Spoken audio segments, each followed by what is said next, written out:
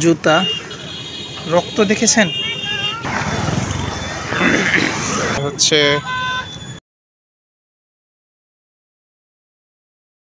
এটা হচ্ছে নওগাঁ রাজশাহী মহাসড়কের এই যে দেখেন কিভাবে ওভার স্পিডের কারণে হয়তো মুখোমুখি সংঘর্ষ হয়েছে। এটা জলছত্র থেকে একটু সামনে এই ব্রিজে এখানে দেখতে পাচ্ছেন, এখানে এটা হচ্ছে মোটর বাইকের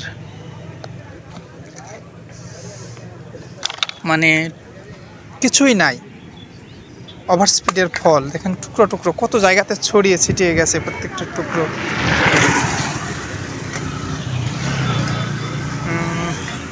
এখানে এটা কি আলাদা আলাদা জায়গা থেকে গাড়ি, কোনো এক, এটা মিটারের সামনের অংশ, এটা বোধহয় ওনার জুতা। রক্ত দেখেছেন পরিমাণ? এগুলো হচ্ছে ওভার স্পিডের ফল। এটা গাড়িটা ছিল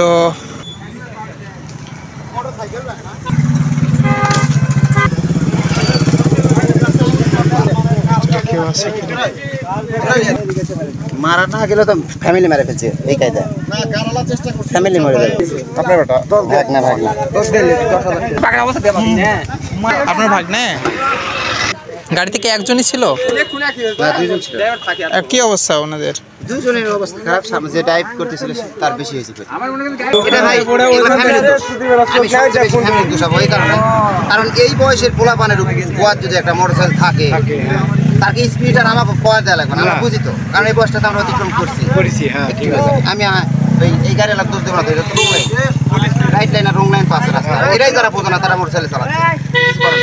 ওই যে জলছত্র মোড়েতেই দেখতে পেলেন, এটা হচ্ছে নওগাঁ রাজশাহী হাইওয়ে পাশাপাশি জলছত্র মোড়। এটা পুরো গাড়িটার প্রায় 30 থেকে 40 হাত যে মাইক্রো বাসটা সেটা চাপা দিয়ে ফেলে দিছে এবং রাস্তার এক পাশে নিয়ে গিয়ে রাখছে। আধা কিলো দূরে আরেকটা সেম অ্যাক্সিডেন্ট একই রকম হয়েছে। সুতরাং ওভার স্পিডে গাড়ি চালাবেন না এবং যে কখনো না পৌঁছানোর চেয়ে দেরিতে পৌঁছানো ভালো। তুমি একটু এই কথাটা বলো তো। সর্বদা নিজেকে সেফ রাখবেন, এটাই। আসসালামু আলাইকুম।